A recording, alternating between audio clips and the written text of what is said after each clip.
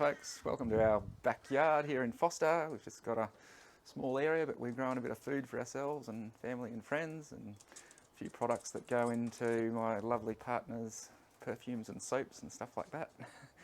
But I'll give you a quick tour, see what we've got going on out here. Just walking off the back patio. Few picking herbs and greens nearby.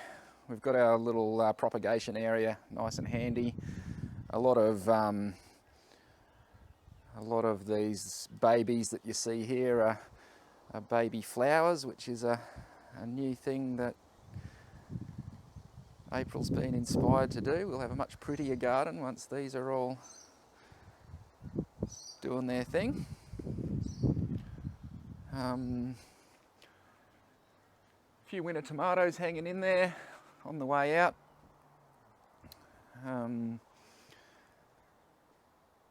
This little area here is a little perennial corner there with a pawpaw tree that's in winter mode. A few snow peas. Just around here is some mangy old turmeric that's died off early. I'm hoping that it might surprise us in the rest. You can see I've already taken most of the leaves off. They've gone to mulch in different places.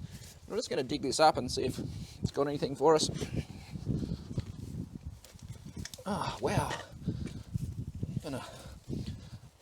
It's the beautiful thing about turmeric. Even a poorly looking plant like that can give you a surprisingly good yield. It's lovely, lovely stuff. For some reason it grows heaps easier than regular ginger here. It's got its own flavour that we really enjoy, and they say it's very, very good for you. So work your way through this, you can find the bit that will make the new plant for next season. See, the old turmeric leaves are mulching the silver beet there. I'll just point out here, this little worm farm is one of our main sources of fertility here. We just feed it kitchen scraps and what have you. You can see them working away in there. And the good thing about this little stackable worm farm is that, you know, we can collect the leachate down the bottom. There we go, give the silver beet a feed.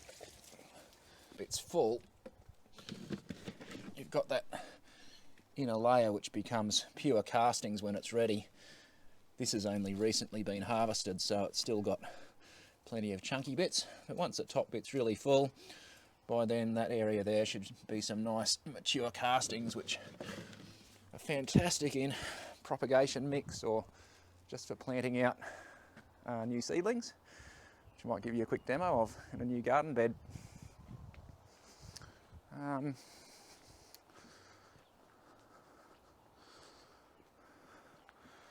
Just we go past this little area. This has become a little perennial area here. That rosemary's followed us around from my parents' place near Toowoomba. We keep getting cuttings and moving it on. A couple of native shrubs. In here is a little in situ worm farm.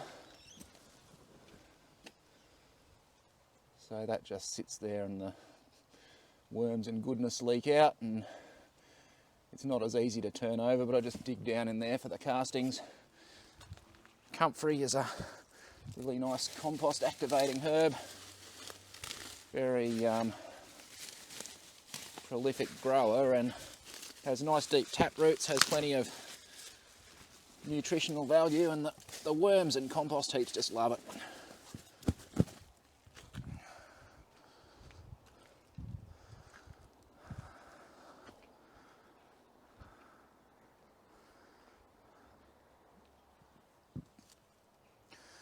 This bed here is quite pleasing. It's an idea we haven't used much of here yet, but we might do more, which is Hugelkultur. I normally like to disturb the ground as little as possible, but this is a way of using a lot of the woody prunings that we get from our closely planted trees. So this was dug right up, dug sort of a garden bed shaped trench and put the soil aside, put a bunch of wood underneath it, and then greener stuff, and then the soil on top. And I've just thrown a bunch of different seed in here, various greens and carrot seed, and it's come along really well. I've just been thinning it out and they just keep coming. Nice little endive there, I'll let him go a bit bigger. But yeah, this is overdue for a thinning. The carrots have done really well in that nice loose soil. Here's test carrot. So they're coming along all right. You notice a lot of these plants popping up are poppies. They just got scattered around. They're a plant that takes a long time to germinate. So last time we had a fair few poppy seeds, we just chucked heaps of it everywhere and it's popping up all over the place. So that'll be pretty, and lots of nice poppy seed. Love this plant. Antler mustard. Really nice flavour. Great little colourful addition to salads. That's a bit of arrowroot there. So I've just actually incorporated arrowroot that I've got rid of from somewhere else as part of the Hugelkultur, and as it goes I'm just cutting it back, and that just keeps feeding the other things. Now if you cast your camera gaze over here, you can see this lovely bits and pieces. This old wheelie bin is set up to receive grey water from the washing machine. You can see this grey water tube coming out of it. It's going into a little swale just down here. There's a entry point there. Underneath all this is more of this ag pipe. So all along this contour is ag pipe and a whole lot of this wood chip and woody debris under there. We had this going really well, but it got invaded by perennial grasses, lots of kikuyu and such. So we're trying it this time with a bit of weed matting underneath it. Seems to be a bit slower to get the biology going with the weed mat there, but we'll watch how that goes. We intend to install another one on this contour here where there was another swale that's just gradually sort of filled in. But that's a nice way to incorporate the grey water. It gets filtered through all that nice woody debris, woody compost. Bit of galangal here. Bit of a pretty salvia. Those flowers are edible and make a nice addition to salads. I think they call this the fruit salad sage. This bed here is another Hugelkultur bed, and it's an interesting one because most of what you see there is just basically weeds that have come up from the seed bank. I've planted a few red cabbage and broccoli seedlings, and some coriander seedlings. But a lot of this has just come up from the seed bank. You can see a lot of this chickweed, which is a really tasty weed, which has medicinal properties. These amaranth. This mizuna is sort of basically an encouraged weed here. There's another broccoli that needs to be looked after. And as I go, I've just been weeding back, tucking it in, and what I added today was a bit of worm castings and mulch just to keep the weeds back a bit. Again, the poppies. A lot of nasturtiums have been coming out of this bed. It'll be interesting to see how that all balances out.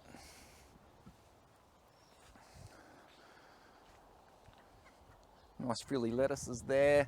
This trellis, the old Rio's fantastic. We just recently took some loofahs off that. They'll They've all been nicely processed by April to go with the soaps and what have you. Few snow peas and purple potted peas along the fence, and look, underneath them some ranunculus, they'll be beautiful.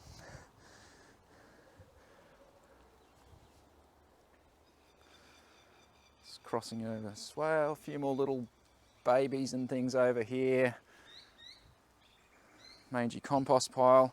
This bed here is made the way or established the way I've established most of this garden, which is with a no dig technique. This was all just built on top of kikuyu.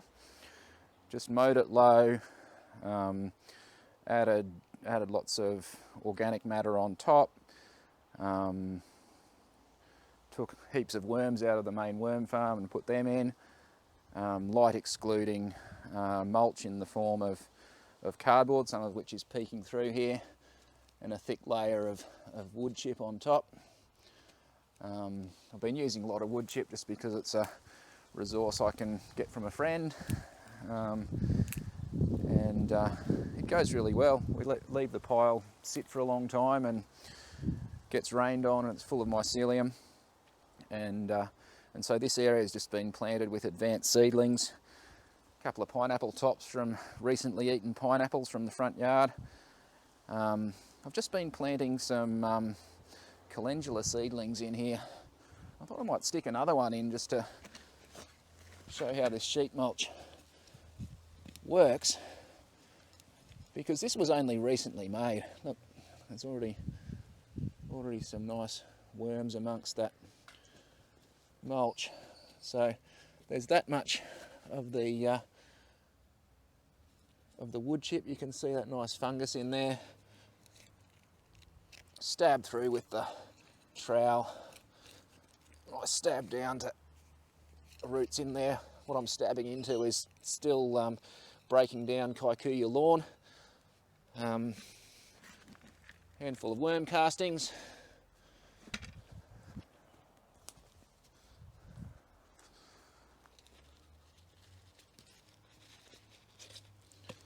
This lovely calendula seedling that April's been nursing along just goes straight in there, tucked in with plenty of worm castings, mulch around it. We'll give that a water in. By the time that pineapple gets big, the calendula will have already done its thing.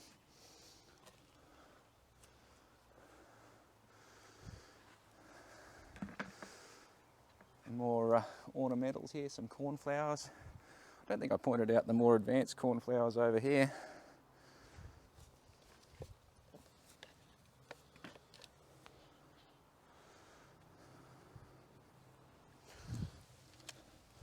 And over here some more greens that are overdue for harvesting.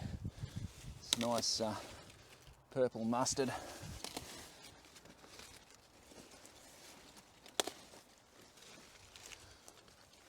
Take a whole lettuce or two out of this mix.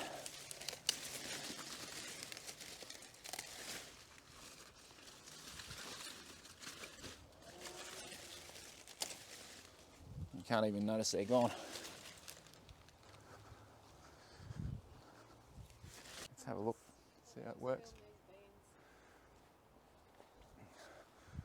Yeah, these are yellow potted peas. Very nice, you can eat them shell and all. In the background here is a locust tree, mulberry behind it, bananas, ladyfingers.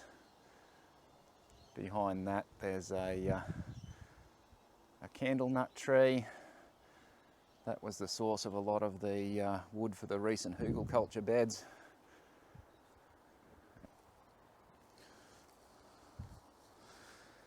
Just a humble little garlic patch this year. Probably won't go far with the amount of garlic we use, but it's nice to have your homegrown stuff. This is the Russian garlic. It's got that sort of leek-like look as it grows. Didn't point out these kale plants here that are in their second season, still looking fairly happy.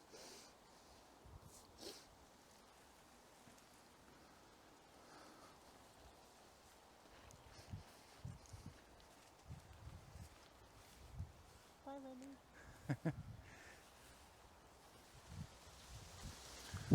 Turmeric about ready to dig up.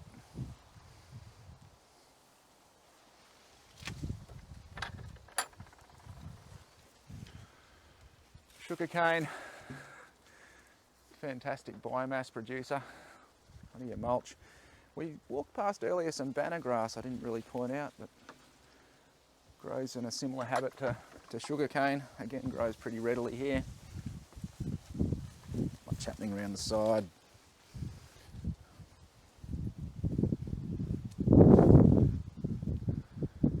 Lily pillies here and a solitary olive tree that got a chainsaw pruning not that long ago, providing us with some firewood.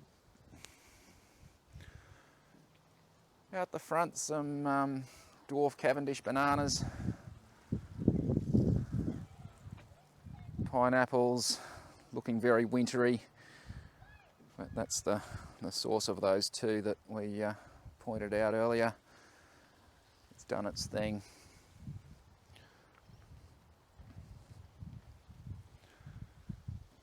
Citrus trees up the top, we're getting plenty of limes at the moment. You can see those oranges are coming on.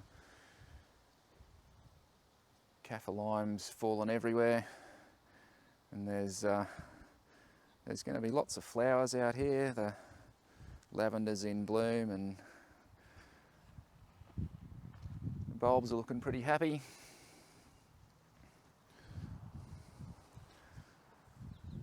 This is a red yarrow.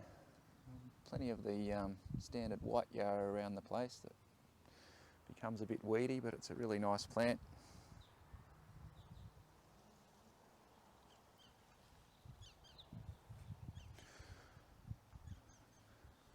Alyssum here.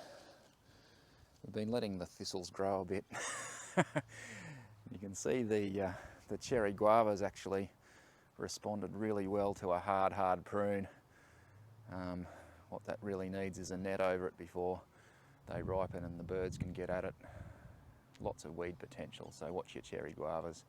This tree here is a saba nut. Absolutely delicious nut, but they say they're nutritionally questionable and you shouldn't eat too many of them. A few natives behind us. Bit of gardening for the birds there. A few of them are due for a heavy prune to let some more light onto the citrus. There's a little Kaffir lime that's rolled down from up there. I occasionally find a lime right down on the street if I've missed it and it's rolled down.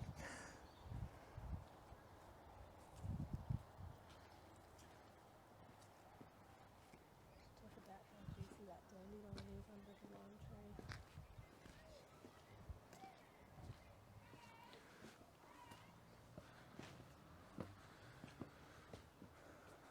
We love our lime tree. They're so juicy. Nice happy dandelion under there. April's been harvesting the flowers for something.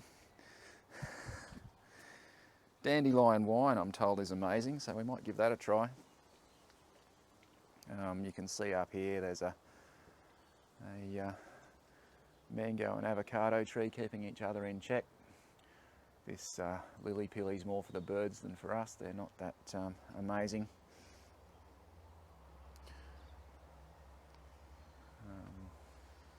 Jasmine, going to smell beautiful. Well, thanks for joining me. We're at the front steps. We've done the full circuit.